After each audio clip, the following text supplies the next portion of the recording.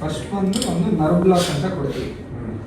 Nerve block ಅಂದರೆ ಏನು ಅಂದರೆ ಬೇರೆ ಇಂಜೆಕ್ಷನ್ಸ್ಗೆ ಈಸಿ ಆಗಲಿ ಅಂತ ಒಂದು 3-4 ಇಂಜೆಕ್ಷನ್ಸ್ ಅಂತ ಬರುತ್ತೆ.